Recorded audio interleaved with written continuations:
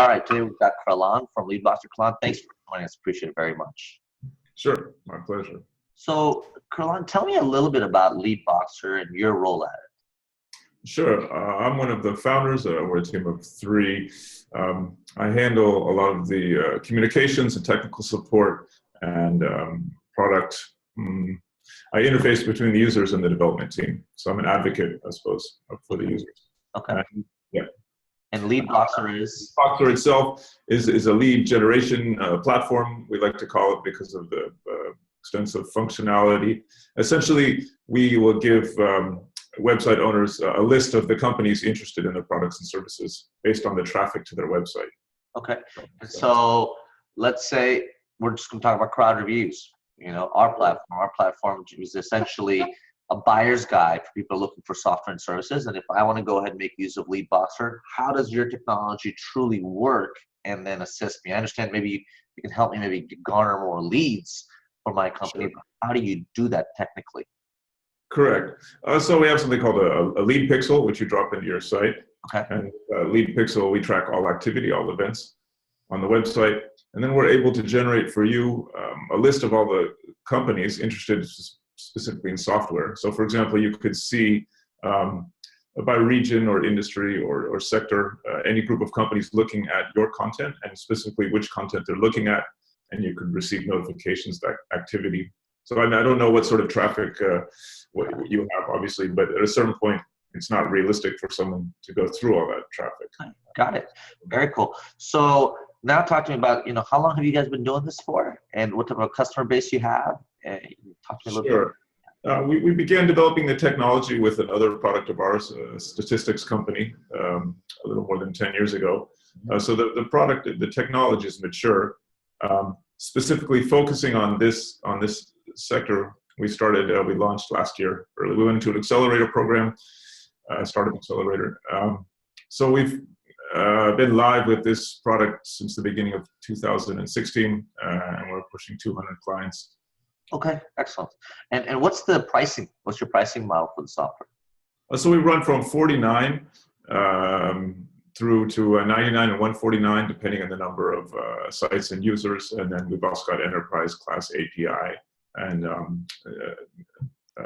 success management and all sorts of levels of custom implementation. Excellent, excellent. And so during this year and a half time period, you've accumulated, sounds like 200 plus customers. Talk to me a little bit about a case study, someone who's actually gotten significant value from having used your solution and just some of the intricate details around that. Sure, that's a good point. So you first throw your, so we use the lean methodology to get up an MVP, get it up and running, and we throw it out there, and then of course people have to start using it, and then it doesn't become anything until that. So we've seen that the people who can use it are mostly B2B companies on the whole. People with the sales capacity, meaning they know what to do with the list of companies, maybe sales development reps. Definitely people with a bit of traffic. There's also value in the beginning, just for firmographic information to make sure the people you want to come to your site are coming there. Sure.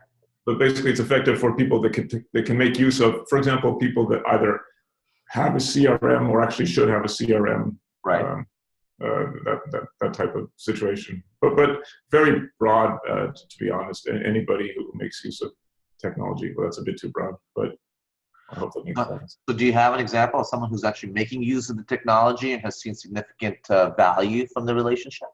Sure. The companies that can really put it to use, I don't know, for example, IDG, they're a global publisher. They can see what type of companies are interested in the content that they're pushing, and they can actually let their clients know what sort of sectors are looking at the contents. I see. Okay. So they're sort of, I'm not sure reselling is the right word. Right. I suppose that's basically a lot of big tech companies with sales processes in place. Okay, very cool. Now, you brought up a very interesting point. You brought up the point about the integration piece, essentially. We brought up CRM. So my obvious question is going to be, hey, you're generating leads for me. What type of integration options are out there in terms of pushing the information out to your CRM system that a company might be making use of? Sure. So workflow is a large challenge. People have enough places to log into.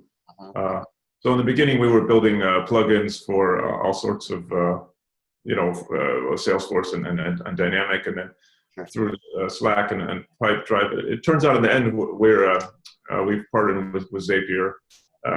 It's built on an API, so anybody that requires that integration can. But with Zapier, pretty much make me one with everything. Zapier allows you to push wherever it needs to go. Very cool. And in terms of just competitors out there, talk to me a little bit about your competitive landscape and how you differentiate from that. Sure. So when you go into a startup, they bang you over the head for quite some time about your market fit and make something that's valuable. And then you make what's commonly known as a blue ocean analysis, and look for blue waters, try and stay away from the shark-infested red waters. Right. So we took a look at what was out there, and lead generation itself already existed, and we didn't want to go into that contested space. So you had some lead lander and lead forensics, sort of, maybe web 2.0, web 1.0, if you will. We decided to add something to that. So using Elasticsearch technology, we built a system which is sort of heading towards, I want to say, artificial intelligence. Okay. In the sense of, we monitor all the events, we look for patterns, and then you can tell Leadboxer to tell you when visitors come from a certain sector or from a certain industry, or look at certain content here. It's basically when there's buy signals and push them out. Right. So we sort of we're upping the game. Is the based on the technology. Those guys, lead lander, lead forensics, were using SQL. I don't want to get too technical, so we're using distributed data analysis. Okay. So we just that gives us a lot of opportunities in terms of using big data technology. I hope I'm not getting too wordy. No, you're fine. You're fine. Okay.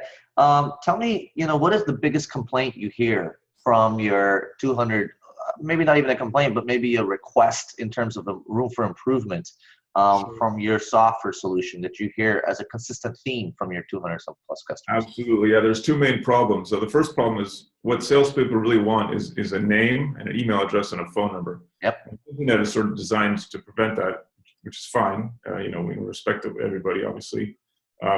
So people have to sort of create a situation whereby that information is coming to them by building all what we call the opt-ins, all the touch points. Yep. So the biggest complaint is people say, this is great, but I don't know who to talk to. So it takes someone more experienced sales staff to target someone through LinkedIn. Correct. And then the second question is that people come to as well. So some teams are more aggressive than others, but quite a few don't necessarily feel comfortable just reaching out. So people say, oh, great, now I know someone at this company is interested. I don't know what to do. Right. So we try and help people with lots of materials about, there's many ways to approach people, not necessarily cold calling, but maybe making the information available to them that they're looking for. Right.